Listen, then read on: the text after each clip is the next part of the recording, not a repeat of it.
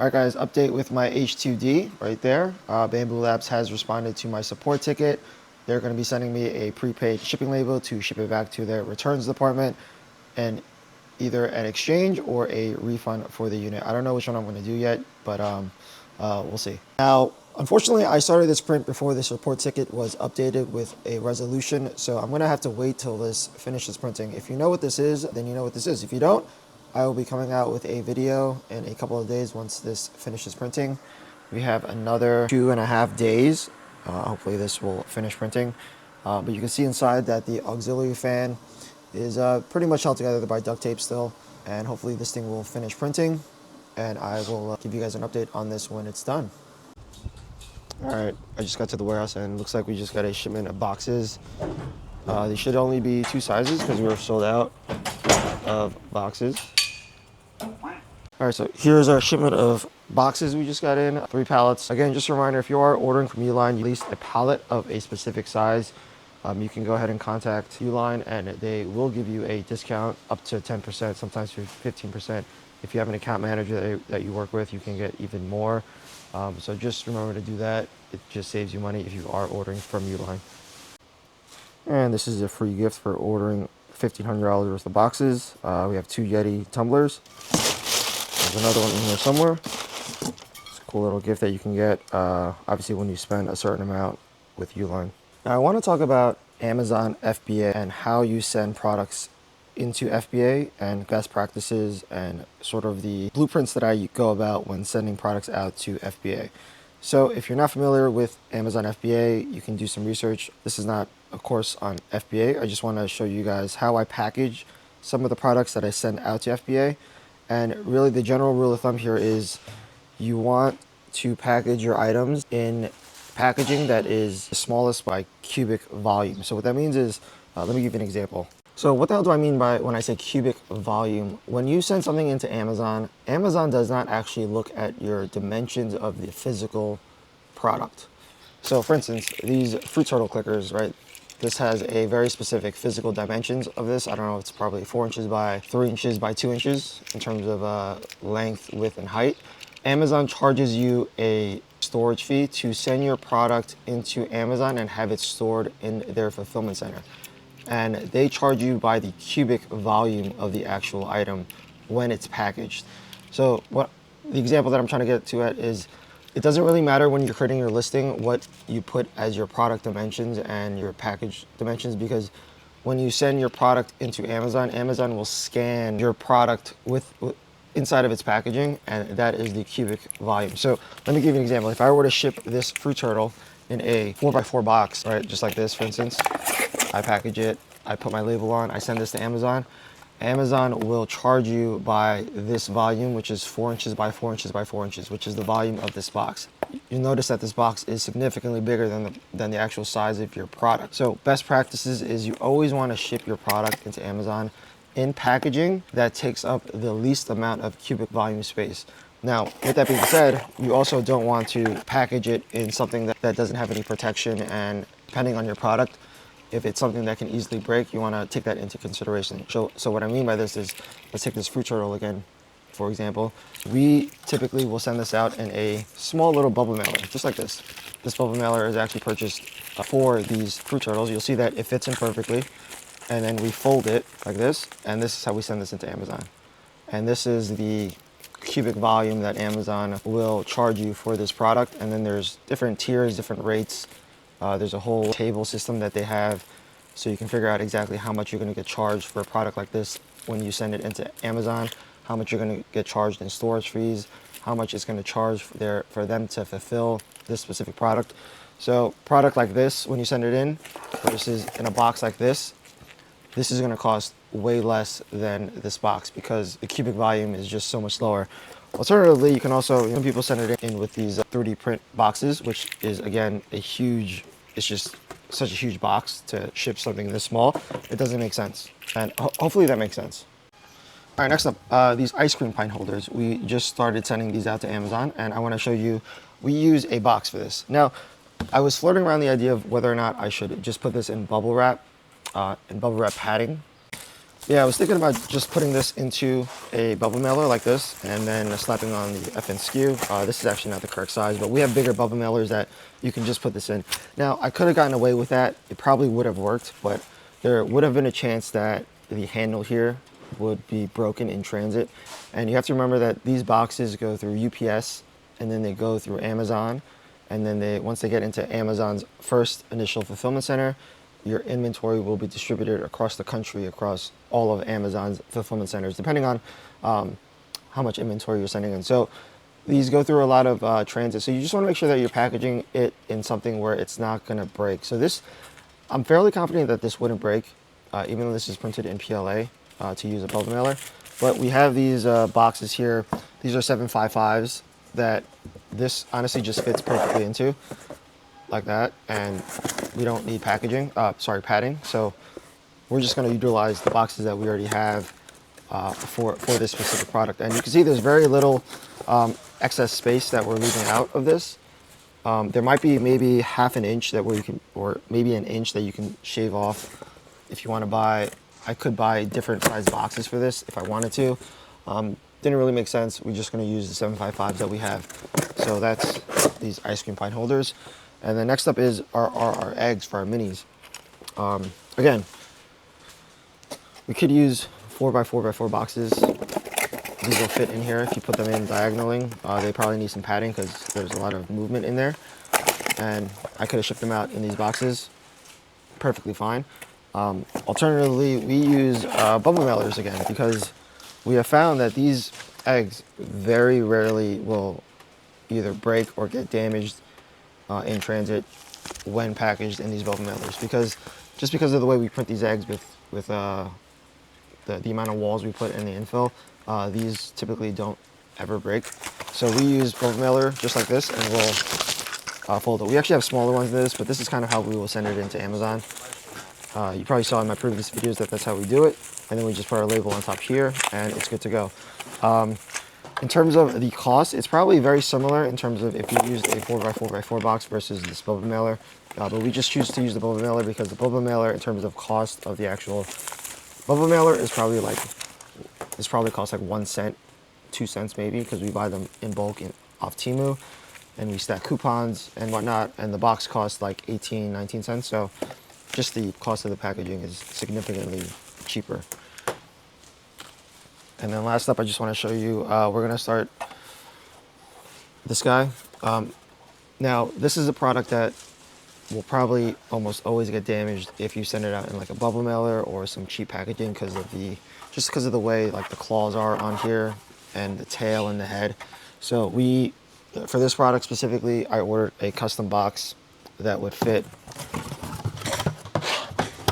this product in here without there being an issue of breakage or anything like that.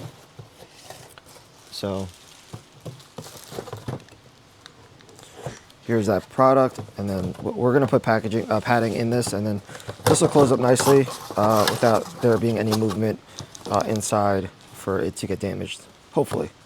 I hope that made sense. If you guys have any questions or comments related to that, feel free to leave a comment below. I'll try to get to them as I can. We do have this conversation in my Skool community all the time. But the general rule of thumb, if there's anything you want to take away from this, is that you want to package your product in packaging that takes up the least amount of space. That's the general rule of thumb.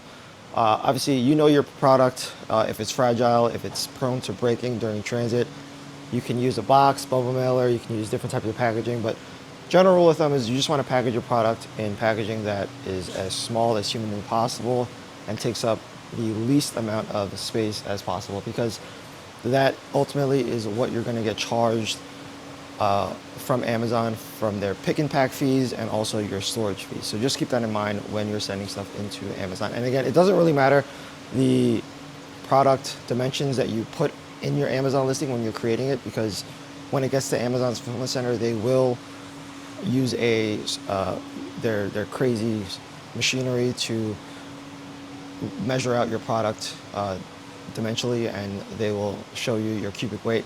And then when it gets to Amazon, one other thing, if down the line you decide to change your packaging, maybe you find that there's a better way to package your product. You can go back for your ASIN, you can submit a ticket into Amazon, you can request them to remeasure your product that's at FBA, and then they will, if it's a smaller packaging from what you originally sent, they will recalculate your fees and they will reimburse you for those differences in the fees that you were charged for a different size product.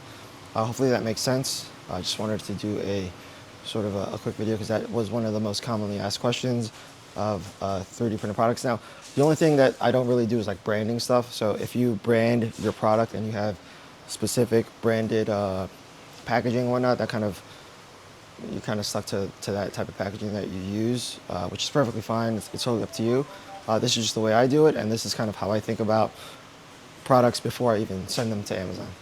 This portion of the video is going to be sponsored by 3D Print Academy. So what is 3D Print Academy? 3D Print Academy is my online community that I created where I share my knowledge on how I scaled my 3D printing business from just one 3D printer to now over 180 3D printers that generate 7 figures in sales. Here are some of the key things that you will get when you join the community. Number one, we do giveaways, 3D printer giveaways. We gave away a Bambu Lab A1 combo printer a couple months ago. We're running a current 3D printer giveaway for a Bambu Lab A1 printer. I've given away A1, A1 mini combo 3D printers, 3D printing build plates, spools of PLA, Panda touchscreens to help you succeed in your 3D printing journey. We also have a 30-day leaderboard challenge where if you are the top spot in the past 30 days, you will earn a free month towards the community. We also have level up rewards and perks where you can level up in the community by engaging, and you can win free things like lifetime access, a free Bambu Lab A1 printer. We are also one of the online communities that offer affiliate commissions. So if you are part of the community and you want to invite somebody, a friend or family member that you think might be interested in benefiting in the community, you will earn a commission from inviting that person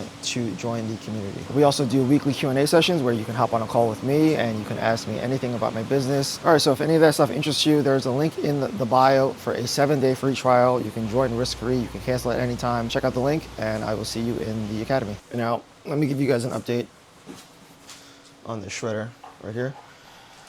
As you saw in my previous video, I'll link it up here somewhere, where I was grinding up the plastic from, I don't know why it's a hot mess over here, from this machine. Let me show you. So this is grinds that are coming out of the shredder. Probably, I think I ran this at least 3 times.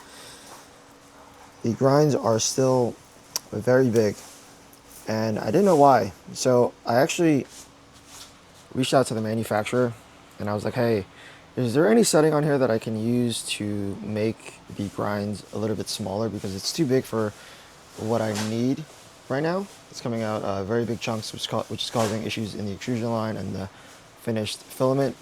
People have suggested that I, just run it through the extrusion line and then chop it up again. But the main issue is that this machine, I didn't realize this, but I bought this machine because I follow this person on TikTok, Erica Prince. She has a very similar model. Her model is actually the model below this. Now, I don't know if she has this issue or she just does something on her own, but this is the version above it, which is a bigger motor, bigger blades in here, and the mesh. There's a mesh net in here, similar to what like this is. The internal mesh inside of the shredder is 10 millimeters. Now, I need my grinds to be around 3 millimeters for my application for what I need it for. So what's happening is the internal mesh inside of there is too big. So every time even when I regrind it, it's coming out bigger chunks. So that's an issue. So I reached out to the manufacturer and I said, hey, this is what's happening. And he's like, you need a smaller mesh. I was like, oh, no shit.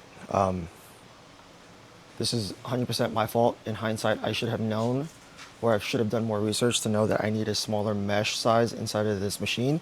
So the default mesh size inside of here is 10 millimeters. I told him that I need my grinds to be 3 millimeters. He is shipping me out a mesh that I believe the smallest mesh that they have for this machine is 4 millimeters, which will give you grinds about 3 to 4 millimeters in size. So I said, okay, that's perfectly fine. Kindly enough, he's going to air freight it to me. I should get it within a week. So I'm going to have to wait for that new mesh to come in and then install it into this shredder, and then I will be able to get grinds that are small enough where I don't have these inconsistencies in my extrusion line.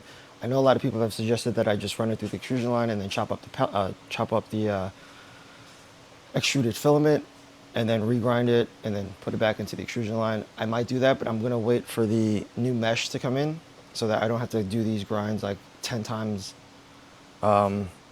which is kind of just a waste of time and energy and electricity. So I'm gonna wait for that. Unfortunately, I have to wait for another week for this to come in. And then he's gonna send me a video on how the hell I even do that. I think you just pull this out here. This is where the mesh is, I think. And then hopefully we'll get some grinds that are super small. I did buy a sifter, a 3mm sifter. I don't have it here, I brought it home already. My wife's using it for her garden, but that idea kind of went out the window when I realized that the mesh inside of here was too big. So that's unfortunate. And as things are getting a little bit slower here during the off season, we're gonna be sending out products to Walmart Fulfillment Services and Fulfillment by TikTok. These are two other fulfillment channels that you can use. Walmart obviously is for Walmart. Fulfillment by TikTok is obviously for TikTok. But these are both similar fulfillment networks, similar to FBA. So I've done WFS before. I have not done Fulfillment by TikTok. So if that's something that interests you, I'm gonna make 2 separate videos on each of those, just sending out some products and best practices and how I sort of send stuff out to those fulfillment networks. So that'll be planned maybe later in the week for those videos. I'll probably do a WFS shipment first and show you guys the procedure for that, and then I'll do fulfillment by TikTok, or I might do it the other way around, who knows. Just if that is something that interests you, just make sure you follow the channel and subscribe. Also, over 50% of the people who view this channel are not subscribed. So if you could subscribe to the channel, like the video, that really helps myself as a content creator and pushes my video out to other people who are interested in this type of content. So thank you for that. That's gonna do it for this video. I will see you in the next one.